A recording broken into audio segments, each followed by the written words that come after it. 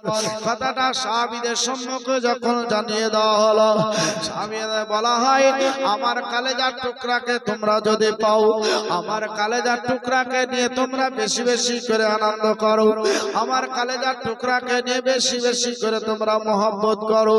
আমার কালেজার টুকরা যদি কোনো দিক দিয়ে চোখের পানি ঝরিয়ে দেয়, মনটা খারাপ করে, আর এক ফোঁটা চোখের পানি যদি জমিনে সেইভাবেই পড়ে যায়, আল্লাহ কিয়ামত পর্যন্ত এই জমিনে সবুজ ফসল আর ফল হবে না। সাহাবীরা বলে, নবী আমার কথাটা দিয়েছিলে, আমরা কথাটা শুনেছিলাম, তাই বাচ্চাটাকে আমরা বেশি বেশি করে কোলে কোলে নিজের কাছেই রাখতাম। জোরে বলুন সুবহানাল্লাহ, সুবহানাল্লাহ, আল্লাহু আকবার, আল্লাহু আকবার। আমরা নিজের কোলে কোলে বেশি বেশি করে রাখতাম, বেশি বেশি করে আমরা তাকে আদর করতাম এবং খুশিতে রাখতাম। এই বাচ্চাটা বাপজি ভাই আচ্ছা নিজের বাড়িতে আছে, লক্ষ্য রাখো, কারণ যে বেশি একটা কাঁথা সেলাই করতে একটা মহিলার কতদিন সময় লাগে? 5 হাতের কাঁথা 1 মাস লাগে, লাগবে না? 15 দিন লাগবে, লাগবে তো নাকি? একটা সময় লাগবে বাপজি ভাই। ও যদি ইচ্ছা করে কাঁথাটা 1 ঘন্টা তো শেষ করতে পারবে, পারবে না? পারবে না? পারবে না? এই মাথায় দিবে ও মাথায় দিবে, শেষ হয়ে গেল। আর যদি বাজি ক্যাথার মতন ক্যাথা করতে চাই, নিয়াত গুনে বরকত বলে না জি, তো যেই রকম ভাবে ও আপনার সাথে সুটিয়ে করবে, তো ওই রকম যদি আপনি সাথে সুটিয়ে নিতে যান, তাহলে কিন্তু জীবনে আগানো মুশকিল হয়ে যাবে।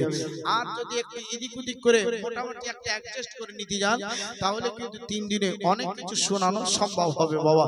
সুবহানাল্লাহ, মাশাআল্লাহ, আলহামদুলিল্লাহ। তো হযরতে ইমামে হুসাইন পাক রাদিয়াল্লাহু তাআলা আনহু দুধ পান করার জামানা ছিল, এখনো শেষ হয় নাই। এই বাচ্চাটা আমার নবী মুস্তাফার কাছেই বেশি থাকতেন, আর অল্প সময় নিজের মায়ের কাছে থাকতেন বাবা। তো সুবহানাল্লাহ, কি আর বলবো, সকাল বেলাতে বাপজি ভাই, মানে এখন ঘড়ির টাইম বললে হয়তো বোঝানো যাবে, সম্ভব হবে, কারণ যে ফজরের পরে পরেই হযরত আলী আল মুর্তজা কাজে চলে গিয়েছেন, আর সূর্যটা বাপজি ভাইরা একটা মানুষের 3টা ছায়া পরিমাণ এইরকম সূর্যটা উঠেছে, তার মানে সকাল 7টা থেকে 8টা এইরকম একটা সময় বাচ্চাটা মায়ের দুধ পান করে বাড়ি থেকে বের হয়ে গেছে। কেন? বড় ভাই ইমামে হাসানকে দেখতে পাইনি বলে চলে যাচ্ছে যে নানাজির কাছে হয়তো আছে, আমি সেখানে গিয়েই আমার ভাইকে খোঁজ করব আর সেখানে একটু খেলাধুলা করব। এটা হচ্ছে ছোট্ট বাচ্চা হযরত ইমামে হুসাইনের নিয়াত। বাবাজি ভাই সোনালাল, এই নিয়াতে বাপজি আমার বাড়ি থেকে যখন বের হয়ে গেল, আমার নবী মুস্তাফা সাল্লাল্লাহু তাআলা আলাইহি ওয়াসাল্লাম তো তাসলিম বাড়িতে বাপজি ভাইরা সাহাবীদেরকে নিয়ে আলাপ আলোচনা করতেছিলেন, সাহাবীদের নিয়ে কথাবার্তা আলোচনা করতেছিলেন। সেই দিনকে বাপজি ভাইরা আসলেন, কোনো অসুবিধা হলো না, সুন্দরভাবে চলে আসতে পারলেন। ও মুসলমান, এইভাবে যখন বাবাজি বাচ্চাটা কয়েকবার যাতায়াত করলো, বাবাজি ভরসা পেয়ে গেল বাচ্চা যদি কোনো জায়গাতে না পাও, তাহলে নবী মুস্তাফার কাছে পাওয়া যাবে। তাই দেখেন একদিনকার কথা বলবো, আমার নবী মুস্তাফা সাল্লাল্লাহু তাআলা আলাইহি ওয়াসাল্লাম তো তাসলিম মসজিদ নববীতে সাহাবীদেরকে নিয়ে নামাজ পড়ার উদ্দেশ্যে দাঁড়িয়ে গেলেন। বাপজি ভাইরা 4 রাকাত নামাজ পড়বেন, সময় লাগবে কিনা? লাগবে না? আচ্ছা, এখানে কিন্তু একটা কথা আছে, খুব মন দিয়ে শোনা দরকার। আর সব কথা সুর দিয়েও কিন্তু বোঝা যায় না জি। আর সুর যদি না করবেন তো বুঝছে মৌলবি আসলো, তোর বাপও কথা বলা করে বলতো ফতোয়া ফারাইজ, তো ছেলেও এরকম করছে, সুর করছে না বাবা, তো অনেকজন মন খারাপ করবে। তাই আমি একটু মাঝে মাঝে একটু সুরসার করে বলবো। আর বাপজি ভাইরা কথাবার্তা আলোচনা দিব, অসুবিধা নাই। হ্যাঁ, তবে ভালো রাখি বাপজি ভাই, কিন্তু সব ধরনের গজল কিন্তু আমার কাছে পাবেন না। গজল পড়ার সুন্নাত মুস্তাহাব, এটা আমি মানি, গজল পড়ি বাবাজি ভাই, অত না যে 2 ঘন্টা জীবনী গাইতে গিয়ে 15টা গজল গাইব, এটা কিন্তু আমার স্বভাব নাই। ওই 2-1টা সুন্নাত আদায় করার জন্য 2-1টা গজল দিয়ে দিলাম, আর বাকি 2 ঘন্টা হাদিস কোরআনের কথা, 4টা হয়তো আকীদার কথা বলে দে, স্টেজ শেষ করি বাবা। তাহলে বলতেছিলাম নবী মুস্তাফা সাল্লাল্লাহু আলাইহি ওয়াসাল্লাম নামাজের জন্য দাঁড়িয়ে গেছে। আচ্ছা বলেন তো, মাওলানা লুৎফুর রহমান সাহেব, মাওলানা মুজাম্মিল হক সাহেব যখন ইমামতির জন্য দাঁড়িয়ে যান আল্লাহু আকবার করে, তো পিছন দিকে যে কাতারগুলা থাকে, ওগুলা ফাঁক ফাঁক থাকে না, পরিপূর্ণ পরিপূর্ণ থাকে না জি? জুম্মার দিনে তো 5 লাইন হয়, হয় না? 10 লাইন হয় হয়তো। তাহলে 10 লাইন যদি হয় তো 10 লাইনে মানুষ তো সেটে সেটে আছে, সেটে সেটে নাই। আচ্ছা, একটা মানুষ ঢুকতে গেলে আর একটা মানুষকে ঠাসা লাগবে না, লাগবে না? আরেকজন, ওই তোমার বোধ নাই যে লাইনে সব দাঁড়িয়ে গেছি, সবকে ছেড়ে ছেড়ে তুমি সামনের দিকে আগাচ্ছ, সামনের দিকে কুঠে জায়গা আছে, বলবেন না, বলবেন না? বোঝে ভাইয়ের আমার, কিন্তু কি আশ্চর্য, আল্লাহর কুদরতি কারিশমা দেখো, আল্লাহর কুদরতি। ইমামে হুসাইন বাড়ি থেকে বের হলেন আর নবী মুস্তাফা নিয়ত করে দাঁড়িয়ে গেছে বাপজি ভাইরা। তো প্রথম রাকাতি বাপজি ভাইরা, আবার কেউ ইখতিলাফ করছে শেষ রাকাতে, যাই হোক আমি শেষ আর প্রথম ওইদিকে নাই, নামাজে দাঁড়িয়ে গেছে। আর ইমামে হুসাইন পাক তিনি আস্তে আস্তে করে বাড়ি থেকে বের হয়ে চলে আসছেন। তো নবী মুস্তাফা সেজদায়, প্রথমে কিংবা শেষে সেজদায়, সেজদায় যখন বাপজি ভাইরা চলে গিয়েছে, তো সেজদাতে যখন যাবা তো ইমামে হুসাইন পাক নবী মুস্তাফার গর্দানে বসে গেছেন। বলুন সুবহানাল্লাহ, সুবহানাল্লাহ, সুবহানাল্লাহ। আচ্ছা, সেজদায় তো গিয়েছে, চিনা যাবে? কে কোনটা চিনতে পারবেন টপ করে? কারণ যে এখন কিছু কিছু হাজি আসছে হজ করে, তো আপনার বাবাজি ভাইয়েরা ওদিকের নিয়ম পালন করছে। কি নিয়ম? বলছে ওখানকার দেখে আসনো সব কত মুসল্লি, আরে বাপরে হাইরে পরেজগার, সাদা পোশাক ছাড়া অন্য পোশাক পরে না, আর দেখে কত সুন্দর লাগছে। হ্যাঁ, তো বাবজি ভাইরা ওরা ওখানকার দেখে এসে এখানে আর মন যাচ্ছে, তো সুন্দর করে একটা সাদা ফুটে লিয়া ওই বিটি ছেলার মতন মাথায় দিয়ে গলায় জড়ে নিল। মনে হচ্ছে যে ওরা হারার নতুন বহু আসলো জি, বুঝছেন না? নতুন বহু আসলো। এতদিন ঠিকই ছিল, কানও ঢাকেনি, গলাও ঢাকেনি, মাথা তেমনি টুপি লাগিয়ে নামাজ পড়ছিল, আর যেমনি মক্কা ঘুরে চলে আসলো নতুন বউ হয়ে গেল। তো বলছে সব লোক দেখে চিনে নেবে যে হ্যাঁ এটা হাজি, এটা হজ করে এসেছে, ওখানকার নিয়ম পালন করছে। বাবাজি ভাইরা, কিছু কিছু হাজি লাই ও বাজি হয়ে আসে, এদের থেকে সাবধানে থাকতে হবে, সাবধান অবলম্বন করবেন। লাখ লাখ টাকা খরচ করে মদিনা যাই, মক্কা যাই বাপজি ভাইরা, যার কারণে হজ ফরজ হলো, সেই ব্যক্তিকে যদি জিয়ারত না করে, জিয়ারত না করে যদি ঘুরে আসে, ওই ব্যক্তিকে হাজি বলা চাইতে তাকে যদি বাজি বলে ডাকো, তো শরীয়ত বলছে যে কি বেশি আছে, জোরে বলুন সুবহানাল্লাহ, সুবহানাল্লাহ। সে হাজিকে সালামও করা যাবে না, কালামও করা যাবে, সে হাজিকে সাথে নিয়ে নামাজও পড়া যাবে। সাবধান অবলম্বন করুন। যারা নবীর দুশমন আছে, যারা নবীর খেলাফ আছে, এই ব্যক্তিকে কখনো সঙ্গে করে নামাজ হয় না, ওই সাফাটা মুনকাতা হয়ে যায়। হ্যাঁ, তাই বলবো যে ওগুলা থেকে একটু পরহেজ করতে হবে, একটু ব্যবস্থা করতে হবে, যাতে ওই ধরনের মানুষ আমাদের কাছে চলে না আসে। লক্ষ্য রাখবো বাজির আমার। তো ইমামে হুসাইন যখন নবী মুস্তাফার গর্দানে, তো বলা হচ্ছে 15টা 20টা 30টা লাইন ছিল, এতটা লাইনে মানুষ সবাই সেজদায়।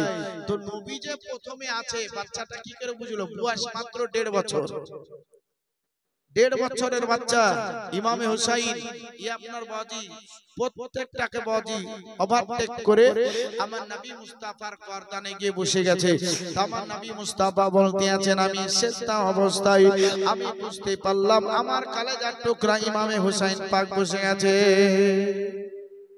সুবহানাল্লাহ, সুবহানাল্লাহ। আমার নবী গো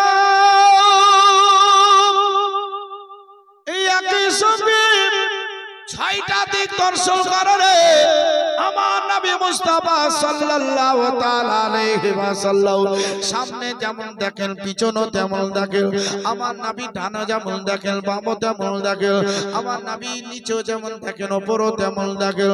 আমার নবী মুস্তাফা বলতে আছে, আমার কলেজার টুকরা নিজের ইচ্ছাকৃত আসার পরে যখন বসে গেল, বাচ্চাটা আনন্দ করে খেলাধুলা করতে আছে, আমি নবী মুস্তাফা বাচ্চার কারণে ওই নামাজটাকে আমি লম্বা করে দিয়েছি, সেজদা সেজদাটা লম্বা করে দিয়েছে, আমি এখন পর্যন্ত মাথা উঠাই নাই, আমি তসবিহখানা পাঠ করতে আছি, পড়তে আছি। ও বাপজি ভাইরা, আমার নবী মুস্তাফা বলেন, আমি যদি এখন সেজদাটা উঠিয়ে দিই, আমার কলেজার টুকরা ইমামে হুসাইন পাক এই আপনার ধরে থাকবে না, খেলার ধান্দায় থাকবে। হয়তো বাচ্চাটা নিচে পড়ে গেলে বাচ্চাটার হাত পায়ে লাগবে, কষ্ট হবে। আমার নবী মুস্তাফা বলছেন না, নিজের ইচ্ছে আসার পরে যখন গর্দানে বসলো, যতক্ষণ নিজের ইচ্ছাতে নিচে নেমে চলে না যাবে, ততক্ষণ নবী মুস্তাফা আমি মাথা উঠাবো না। আমার নবী মুস্তাফা এইভাবে দেখেন তাসবিহ পাঠ করতে আছি, সাহাবীরা পিছন দিকে কেউ মনে করতে আছেন নবী মুস্তাফার উপরে ওহী নাজিল হচ্ছে, হয়তো নবী মুস্তাফার উপরে আরো কিছু নাজিল হচ্ছে। আমার নবী সেজদা উঠায় নাই, নবী আমার আল্লাহু আকবার বলেন নাই, ততক্ষণ আমরাও সেইভাবে সেজদায় থাকি। নবী আমার পড়তে পড়তে বাচ্চাটা যখন বাঁচি নিচে নেমে যায়, আমার নবী মুস্তাফা সেজদাখানা উঠিয়ে নেওয়ার পরে এবার নামাজটাকে সমাপ্ত করলেন। আসসালামু আলাইকুম, আসসালামু আলাইকুম। নামাজ যখন শেষ হয়ে গেল, সাহাবীরা ওঠার পরে বলছেন, ইয়া রাসূলুল্লাহ, ইয়া হাবিবাল্লাহ, নবী ও, কোনদিন তো আপনি এইরকম ভাবে লম্বা কোনদিন চেষ্টা করেন নাই, কিন্তু আজকে আপনি এত লম্বা করলেন, কারণটা কি এখনো বুঝতে পারি না। নবী আমার বলছেন, সাহাবীরা তোমরা কি কেউ কিচ্ছু জানো না? বলে না। বলছে, সাহাবীরা রে, আমার কলেজার টুকরা হযরত ইমামে হুসাইন পাক এসেছিল, যখন আমরা সিজদায় ছিলাম তখন বাচ্চাটা আসার পরই আমার গর্দানে চেপে যায়। আচ্ছা বলো সাহাবীরা, এখন আমি কেমন করে সিজদা উঠাই? সিজদা উঠাইতে গেলে হয়তো আমার বাচ্চাটা পড়ে তার হাত পায়ে লাগতে পারতো, কোন জায়গায় ক্ষতি হয়ে যেতে পারতো। তার জন্য আমি নবী মুস্তাফা দেখলাম নিজের ইচ্ছা এসেছে, তার জন্য নিজের ইচ্ছাই যখন না নামবে, আমি ততক্ষণ নামাজটাকে লম্বা করে দেব। তাই আমি নামাজটাকে লম্বা করেছিলাম। আমার কাছে জিবরিল আমিন আসেন নাই, আমার কাছে কোনো ওহী নাজিল হয় নাই। আমার নবী মুস্তাফা গো হযরত ইমামে হুসাইনের খাতিরে নামাজটাকে লম্বা করে দিচ্ছে। আপনি কাউরের খাতিরে নামাজটাকে লম্বা করবেন, এটা কিন্তু শরীয়তে জায়েজ হবে না। আপনি মনে করছেন হয়তো কেরাতটা লম্বা করলে যতজন ব্যক্তি মসজিদে ওযু করছে হয়তো আমার সঙ্গে জামাতটা ধরে নেবে, এই নিয়তটা যদি আপনার হয় আর আপনি যদি কেরাত করেন, ওই নামাজ খোদার দরবারে কবুল হবে না। হবে মানে ইমাম সাহেব বুঝতে পারছে যে ওযুর ওখানকার পানি ছাড়ার আওয়াজ পাওয়া যায় না, জি একাটা মসজিদে পাওয়া যায় না, যায় না। তো ইমাম সাহেব দেখছে, আরে বাপ রে, খুব তো পানির আওয়াজ, তাহলে কেরাতটা একটু লম্বা করে দেবো, ধীরে ধীরে পড়বো, তাহলে সবাই জামাত ধরে নেবে। এটা যদি ইমামের নিয়ত হয়ে যায় তো নামাজটার খোদার দরবারে যাবে না। বাপজি ভাইরা, নিয়ত কিছুই নাই, লম্বা করছে, খাটো করছে, মাঝো করছে, সেটা আর ব্যাপার, তাইলে সেটা কবুল হওয়ার আশঙ্কাটা বেশি। কিন্তু আমি দেখেছি অনেক জায়গায় কিন্তু এরকম আছে বাবা। কিন্তু দেখেন আমরা সুন্নি হানাফি, আমাদের মধ্যে কিন্তু এটা নাই। হ্যাঁ, যারা জ্ঞানী গুণী তারা বাজি ছোট ছোট সূরার মধ্যে নামাজটাকে তাড়াতাড়ি ক্লিয়ার করে দেয়, বেশি লেট করাও চলবে না, ইতমিনানের সহিত নামাজ পড়ো, যেই রকম নবী মুস্তাফা পড়তে বলেছেন ইতমিনানের সহিত পড়ো। কিন্তু বাপজি ভাইরা, পেটের দায়ে খতম তারাবি, পেটের দায়ে খতম তারাবি, খোদায়ে ঘুমন্ত तकदीर जगिए दाओ, तकदीर जगिए दाओ, ऐ खुदाए गुमन तो तकदीर जगिए दाओ, तकदीर जगिए दाओ, ऐ खुदा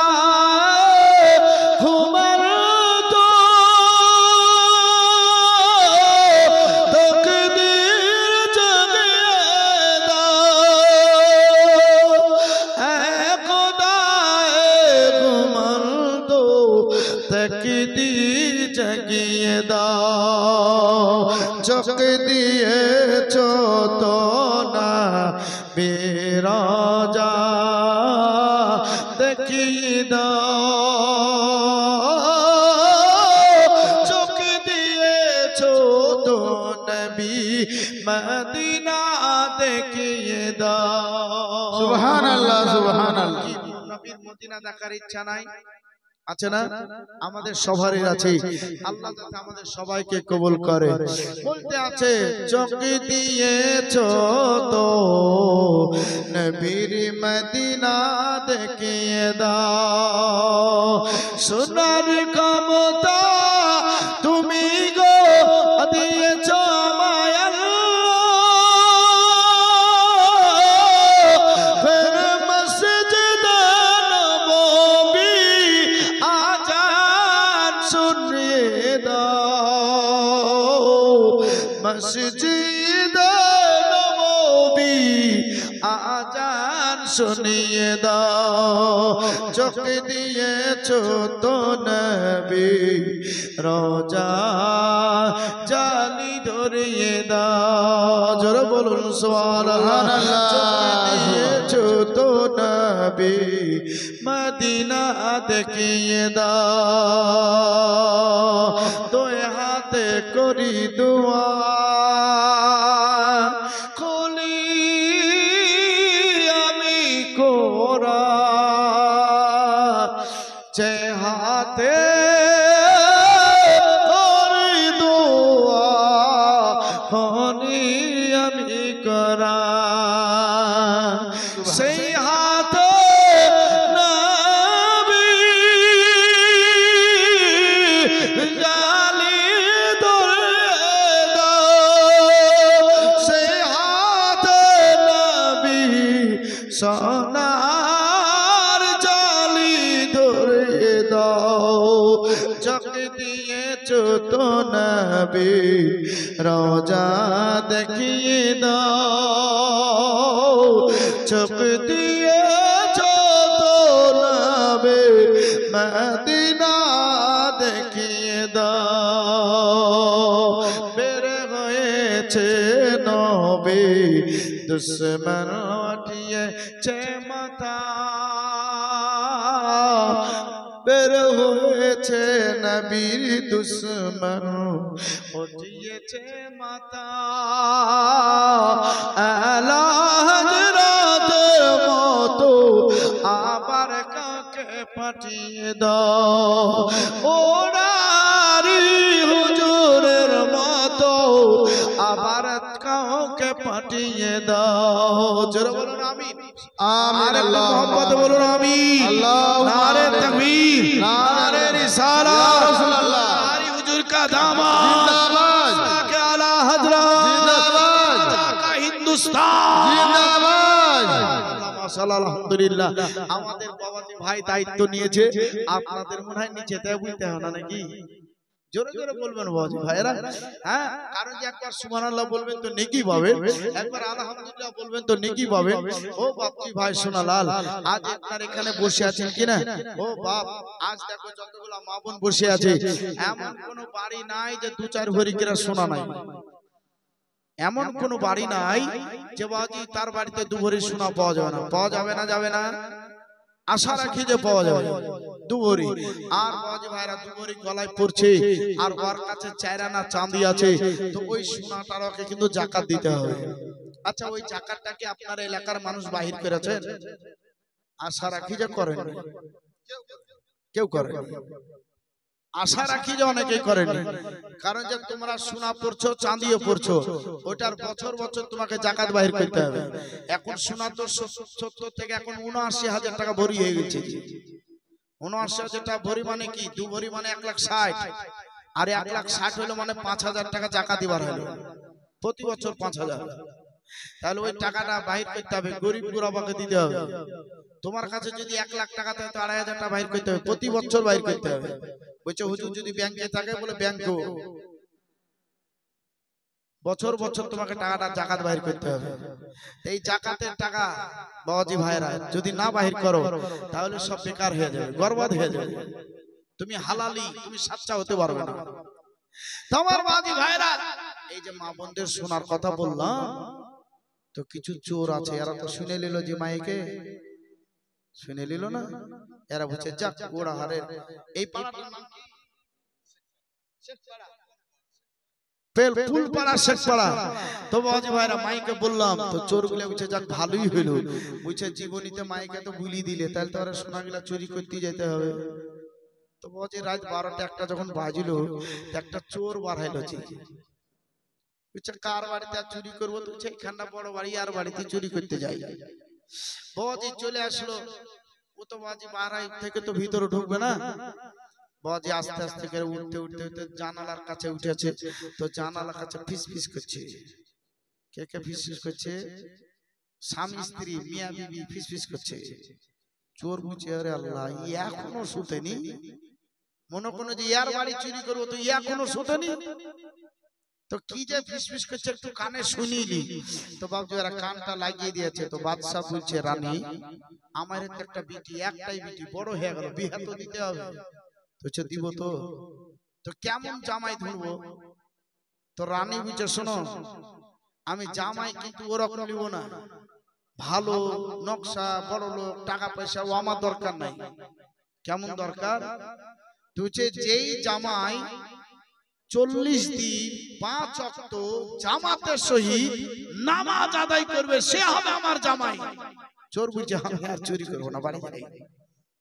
শুনে দিল তো কথাটা, চোর আর চুরি করবো না। চোর আসার পর যাই শেখপাড়ার জুম্মা মসজিদে চলে যাই, একবারে লম্বা জামা গায়ে দিয়ে একবারে আল্লাহ বিল্লাহর জন্য পড়ে যায়। রানী বুঝে হ্যাঁ গো, এইরকম যে লোক পাবো, তো কি করে পাবো? তাহলে তো তোমার লোক আছে, ফোর্স আছে, এরাকে তো মসজিদে লাগিয়ে দিতে হবে। তো কোনো ব্যাপার না, একবারে ভগবান আল্লাহ লাল গোলা করে ছাইয়ে দিব, যতটি মসজিদ আছে দুইটা দুইটা করে লোক লাগিয়ে দিল। লাগিয়ে দেওয়ার পরে বাবা আজ থেকে শুরু হলো। 2 দিন পরে চলে যেছে, কি খবর রে? তো হচ্ছে ওরা হার অমুক পাড়াতে নাই। আবার 2টা চলে এলো, কি খবর রে? তো হচ্ছে 3 দিন হয়ে গেল। 3 দিন পরে দেখছি মনে কোনো এটা ঠিকবে, তো ঠিকলো না, ওর চলে যাচ্ছে। এই করে বাবা ঘুরতে ঘুরতে ঘুরতে ঘুরতে 1 মাস শেষ। শেখপাড়া থেকে কিন্তু লোক এখনো যায়নি। বুঝছে হ্যাঁ রে, সব জায়গাতে লোক চলে আসলো, কিন্তু শেখপাড়াতে যে লোক পাঠাচ্ছি ওদের যে কোনো খবরই নাই রে, ওরা বাইচে আছে না মরে গেছে, এই দুটো খবর করবে। তো যা দুজনা খবর নিয়ে আই। দুজন আসার পরে খবর পেয়ে পর ওরাও চুপচাপ, এরা আল্লাহর কাছে দোকাছে, আল্লাহ আজ 30 দিন হয়ে গেল, আজ 31 দিন হয়েছে, 32 দিন হয়েছে, ও একই জায়গাতে আছে, ও লড়েও না, হিলেও না, চলেও না, মনে হচ্ছে এটাই বাদশার জামাই হবে। আল্লাহ গো, আর 7 দিন আছে, আর 6 দিন আছে, আল্লাহ আর কষ্ট দিও না। একবার রাতকে রাত, দিনকে দিন, জায়গা জায়গা ওর পিছনেই তাকাই, ওকে ওযু করতে যেতে দেখি না, ওকে এদিক ওদিক যেতে দেখি না। আহারে এত সুন্দর আল্লাহ বালা, আজ 35 দিন পার হয়ে গেল, আর 5 দিন হইলি তো কাজে আছে। বুড়া বুড়া লোক যারা আছে এরা বলছে আল্লাহ এত সুন্দর নামাজি কোনদিন দেখেনি। নামাজিটা আছে তো আছে কোথাকার আল্লাহ বালা, একটু খবরটা লাগাই। যাওয়ার পরে বলছে হ্যাঁ গো, মনে কিছু করবেন না, এই যে আপনি হাতে এমনি করছেন, তো কি পড়ছে একটু বললে ভালো হতো, আমরাও নেই পড়তো। তো কেন তোমরা এরকম কি পড়ো? তো কি পড়বো? আমার মৌলভী সাহেব আছে যে আল্লাহ আকবার পড়বা 34 বার, সুবহানাল্লাহ 33 বার, আলহামদুলিল্লাহ 33 বার। তো আমিও তো ভাই পড়িয়ে, ওটা জানা ছিল না, আমার কাছ থেকে জানা। বৌদি ভাইয়ের আমার আর একজন আসার পর হচ্ছে, বাবাজি একটা কথা বলবো। তো বলো। তো বলছে এই যে আপনি সেজদায় চলে যাচ্ছেন, তো সেজদায় যাওয়ার পরে কি পড়ছেন? আমরা তো পড়ি সুবহান রাব্বিয়াল আলা, তো আর কিছু পড়তে হয় কি? তো না না, আরে তোমরা সুবহান রাব্বিয়াল আলা পড়ো, ওটাই তো আমিও পড়ি। ওটাও জানা ছিল না, ওটাও জানা গেল। বাপজি ভাইরা এইভাবে আছে, এই কিন্তু দেখছে যে হ্যাঁ 2টা জায়গায় 10টা লোক হয়ে গেছে, আজ 39 দিন 30টা লোক দাঁড়িয়ে আছে। ওরা বলছে আল্লাহ আর 24 ঘন্টা, আল্লাহ এই 24 ঘন্টা হয়ে গেলে এটাই বাদশার জামাই হবে, ওকে আর ছাড়বো না, কে নিয়ে যা বাদশার দরবারে জমা করে দেবো, আর আমরা একটু অবসর চাইবো, আর 15 দিন ধরে নিতে পারবো। দাঁড়িয়ে দাঁড়িয়ে ওরা পা ফুলে গেছে। বাদশা বলছে হ্যাঁ রে, খবর লাগাই তো, সবাই তো শেষ মনে হচ্ছে। বাদশা বলছে তাহলে আমি নিজেই যাই। যাওয়ার পরে দেখছে সবাই দাঁড়িয়ে আছে, কি খবর? তুমি যে বাদশা মশাই আল্লাহর কাছে দোয়া করেন, 39 দিন হয়েছে আর 12 ঘন্টা হয়েছে, আর 12 ঘন্টা হলে এটা আপনার জামাই হয়ে যাবে। কিন্তু এখন শেষ দায় মাথা উঠাই না, কিছুই করে না, কেমন কেরা ধ্যান ভাঙাবেন? বাদশা বলছে তো বড় মুশকিলের ব্যাপার, কেমন করে কি করি? যদি ধমক মারে, আরে বাপরে সহ্য করা মুশকিল হবে। তো বলছে শোনো, তোমরা কেউ উত্তেজিত হবে না, আমি কিন্তু যাচ্ছি। বাদশা এক পা যাচ্ছে এক পা পিছাচ্ছে, ও তো কোনোদিন নামাজ পড়েনি। বাবাজি ভাইরা, আর ই দেখছে যে হ্যাঁ বাদশা আসছে, কথা তো শুনতে পাচ্ছে জি, শেষদাই পড়ে আছে। তো বাদশা জুতো টুতো খুলে দিয়ে ওর পাঁজরে ওর মতন কিরি পড়ে গেছে শেষদাই। শেষদাই পড়ে গেছে, ধ্যান মাঙ্গো ধ্যান মাঙ্গো ধ্যান মাঙ্গো ধ্যান মাঙ্গো, শেষদা থেকে মাথা তোলো ধ্যান। বাবাজি ভাইরা যখন ধ্যান করছি তো দেখছে হ্যাঁ কাজে লেগে গেছে। এবার ভিতরে চিন্তা করে, আমি তো জানালা থেকে শোনার পর আমি মসজিদে শেখ পড়ে আসলাম, দেখতে চাইলাম ওযু করিনি, বিনা ওযুতে আমি এইভাবে একই জায়গাতে আছি। তার যদি বিনা ওযুতে এইভাবে 40 দিন থাকার কারণে যদি বাদশা পাগল হয়ে যায়, ধ্যান ভাঙার কারণে সত্যিকারে যদি ওযু করে আল্লাহর ধ্যানে থাকতাম, আমি আল্লাহ বলা হয়ে যেতাম। সুবহানাল্লাহ সুবহানাল্লাহ সুবহানাল্লাহ। আর যদি আমার জন্য বাদশা পাগল হয়ে যায়, তার সবকিছু যদি আমার কদমে লুটাতে চাই, আমি ওযু করে আল্লাহর ধ্যানে থাকলে আল্লাহ আমাকে সবকিছু লুটাই দিত। আল্লাহু আকবার আল্লাহু আকবার। তো ব্যক্তি সেই জায়গা থেকে মাথা তুললো, আল্লাহর নামে চিৎকার দিয়ে দৌড়াতে আরম্ভ করলো। যোগ্যতম আল্লাহর একজন ওলি কামিল হলেন। জোরে বলো সুবহানাল্লাহ সুবহানাল্লাহ। ইনি আসলে কে ছিলেন? আগামী পর্বে ইনশাআল্লাহ আপনাদেরকে শোনাই দিব।